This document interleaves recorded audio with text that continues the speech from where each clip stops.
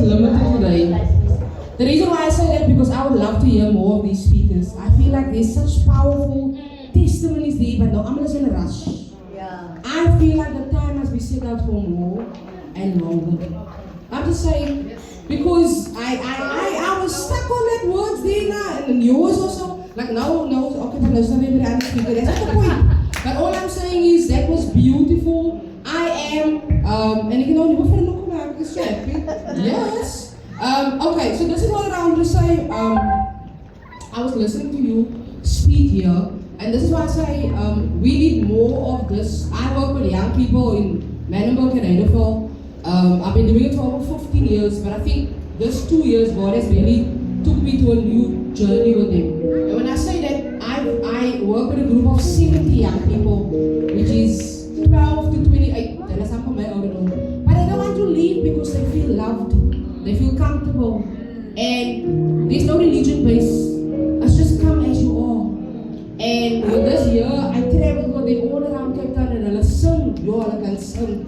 But then I also understand the hurt in that singing. Because many times they will sing and they break down, but as children, as young people. So something like this, I would love to, that's why I say we're going to connect with it more time. Because as women also, we can make a big difference in our young people's lives.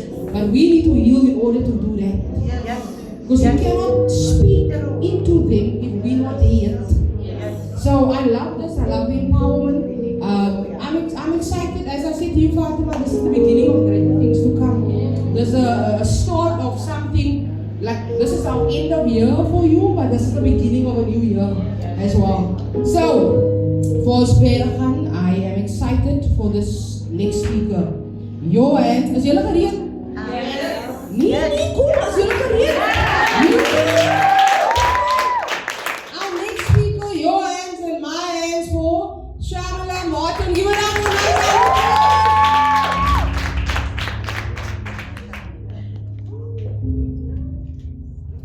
Yes. Good afternoon, everyone. You're all looking so beautiful, and thank you for having me. Thank you for being here. Thank you for taking out the time to celebrate not Fatima, not the day, but yourself. Okay? So, I can speak a lot, but a little bit about myself. I'm Shamila Martin. I am 38 years old. I have an initiative that I started recently called Rise Again. It's in aid of broken women and children. And that is how I met Fatima this year, having my first event in aid of the inner girl. And that's what we are going to focus on today, okay? And I would like to be real with you today, because that's why you're here. You need someone to take you to a place in yourself that needs healing, that needs restoration, that needs uncovering and unveiling. Okay? So, a little bit about myself. I was born into a family of 9 boys, and my mother and her sister had 9 boys together. I am the only girl out of my family. But thinking I would have a royal growing up because of being the only girl, I was robbed as a young girl. Many of you have heard about the story, and I'm just going to jump into it, okay? Because I have 20 minutes. Someone please just tell me. I thought I would have a royal growing up because I was the only girl. But at 4 years old, something happened to me that changed my whole life. A very close uncle of mine that I trusted, and if you are here, you can relate to me. He took away my womanhood. And that went on to the age of 15 years old. Is he still alive? Unfortunately, has died. Oh my God. Yes. It followed me, and I only came to realize at school, sitting in an assembly, when this was brought across as abuse, did I realized what was happening to me. And because I thought it was a sense of affection, it didn't bother me as a child. But that moment sitting in that wall, it was as if all the walls came crashing in on me. It was as if a spotlight was on me, surrounded with such a lot of children. And that afternoon I got up and I said, I'm not feeling well, can I go home? And I went home. And I sat in my room. And that's when every complex became my identity. That's when fear, betrayal, anger, resentment, loss became my identity. It became who I was, and that was when I became trapped. I didn't become trapped when I was 4 years old. I became trapped when I was 15 years old.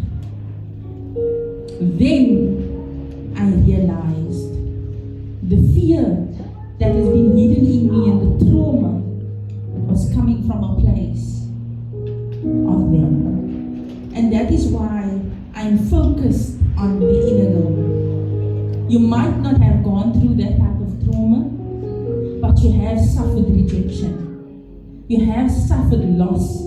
You have suffered some sort of abuse. That's just a little part of my story. And to be even more real with you today, at the age of 20, 22, I realized I could not stand being around a man. No disrespect to the men here today. I hated men. I didn't want to be around men because of somebody I trusted. My family didn't know how to relate to me because I'm the only girl, and it's bringing shame to my family because I come out of a staunch, very staunch Islam home. So you know, when stories like that come out about your uncle, it is shame. They will rather press you down than actually, you know, bring it out. I was rejected there too. 22 years old, I fell in love with a woman. Yes. Why? Because I could not relate. I could not accept. I just could not. And therapy after therapy, talking after talking, did not help me. Today, I am married to a woman, going on for 13 years. And she's the best support structure that God has given me. And that is why I can speak boldly about part of my story today. Because many of you are sitting here with a girl trapped on the inside of you. Now let me tell you, you touched on something very important. It's the complexes of what you have gone through. It created complexes in me. And today, many of you sitting here, you will think that's just my personality. But it is something that connected to you, that created a complex in you. We don't deal with people, we deal with complexes. Have you ever just come across somebody you just can't connect with? It's a complex. It's not the person. But because we don't understand the background and the story, we judge, we react, we fight, we have arguments, and it's in our families as well. Because we don't take the time to find out, are you okay? How are you? I'm here to listen. Do you want to speak? So what had happened was, I started an initiative in 2019 called the Abundant Life Foundation, where we work with children, arts, drama, life skills and stuff. So we do street performances. By me thinking I'm connecting with children, I'm going to be, the healing was going to come for me, working with children. But God brought me to a place in 2024. I was standing on my own and had to look at that young girl that was going through what she was going through. And I finally had to look her in the face and take her by the hand because the adult me had the capacity and the ability to go and meet her again. And with everyone sitting here, every woman and every man in this place, the older you has the ability to go back and meet the younger version of yourself that is currently trapped. You're not going to go forward, you're going to grow old, but you're not going to grow if you don't go back. If you don't go meet that younger version of yourself that needs you to bring healing and restoration. And that's what I realized in 2024. There's such a presence in this place, such an atmosphere here.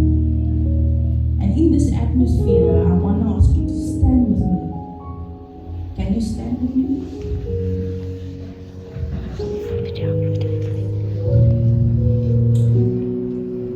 And within yourself, I want you just to do an introspection and reflection, because this is what events like this should be.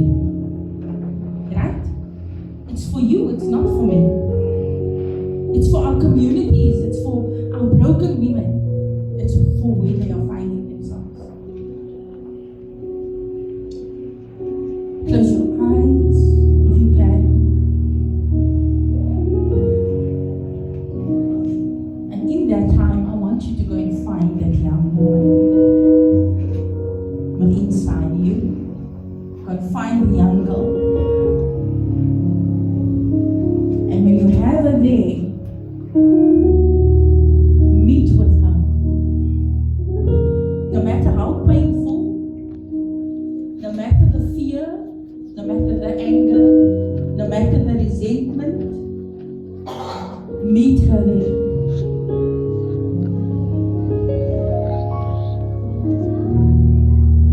Meet her there. She's there. She's the one carrying the pain. She's the one carrying the rejection and all the shame. When people labeled you, people made you look like you're nothing, that you're worth nothing. Meet her there. You are not alone in this place. We are all going through our own things and the complexes that we have. Become those complexes. You are not alone. Today I want you to honor the girl inside of you. Honor her because she survived. Honor her because she is a fighter. Honor her because she kept going and she brought you here to rise again. And right now, I would like you to declare with me, little girl, I see you. I hear you. I'm sorry you had to carry so much. I'm sorry no one protected you. But I'm here now. I will not abandon you. We are healing together. So right there, I would want to ask you to hug a little girl and a young woman standing next to you. Just give her a hug. You're not hugging a woman, you are hugging the girl on the inside of that woman.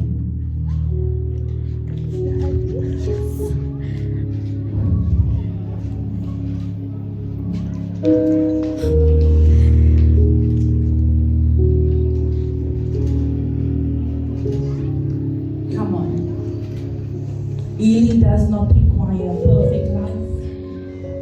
Healing begins the moment you go back and restoration begins. You are more than you can ever imagine. You can do more than you can ever imagine, and your story matters. Your story matters. Thank you.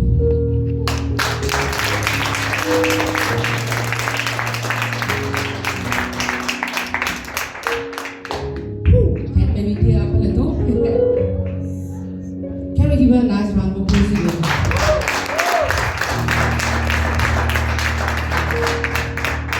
That was very good. That's very powerful. I think I'm sitting there. This is a biospheric panel, but it's by the way. That's crazy. That is beyond. I'm excited. I'm waiting patiently. The reason why I'm saying that is because I'm sitting there and I'm thinking with every story I already was touched. And I'm thinking at the age of 39 now, I don't know one of the speakers, but my testimony, you know. And at the age of 21, I also lost my dad to suicide. He killed himself, you know. And 6 years ago, I had this heavy divorce that threw me outside. But this girl standing here is restored. This girl is renewed. And that is the past. And man, am I looking forward to such great futures. Because now, as much the impact that I have, but the impact that I can make. And I want to say this to these ladies, whatever you guys are busy doing, continue.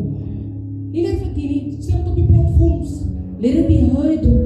Because one testimony, one story can change someone else's life that really needs it. Op daai tyd voor ek nou weer gaan huil en nie, it's so emotional, you know. We can have a